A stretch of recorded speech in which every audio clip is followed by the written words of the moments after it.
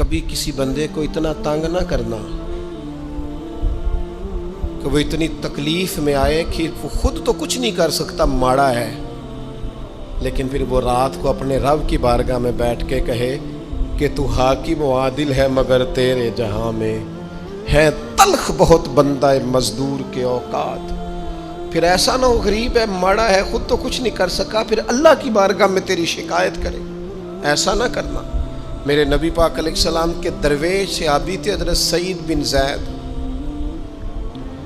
رضی اللہ تعالیٰ عنہ، فقیر فاقہ مست، حضرت عمر رضی اللہ تعالیٰ عنہ کے قریبیوں میں سے تھے۔ ایک عورت نے الزام لگا دیا زمین کے قبضے کا۔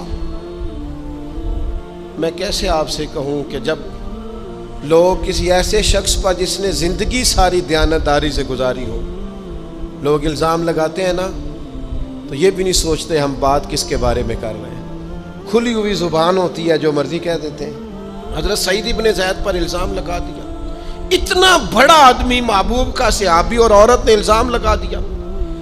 اور جب اللہ والے بد دعا دیتے نہیں، لیکن جب کوئی تکلیف اتنی دے، کلیجہ پھٹ جائے، پھر بندہ کیا کرے؟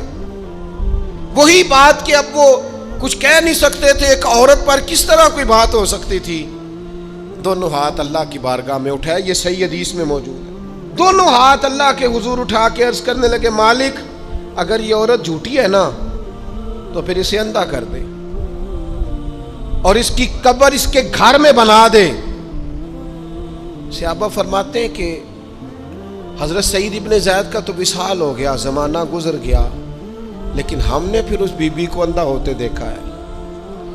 پھر اس کے گھر میں کنواں تھا اور ہم نے اسے اپنے ہی گھر کے کنویں میں گر کے مرتے ہوئے بھی دیکھا ہے۔ اس لیے کہ جب آپ کسی کو تکلیف دیتے ہیں، جب آپ ستاتے ہیں، جب آپ وہ بات کرتے ہیں جو اس بندے میں موجود نہیں ہے، جب آپ جھوٹ بولتے ہیں اپنے نفس کی تسکین کے لیے، جب آپ زیادتی کرتے ہیں صرف اپنی انا کے لیے، تو پھر بعضوں کا دعائے ضرر نکلتی ہے منہ سے۔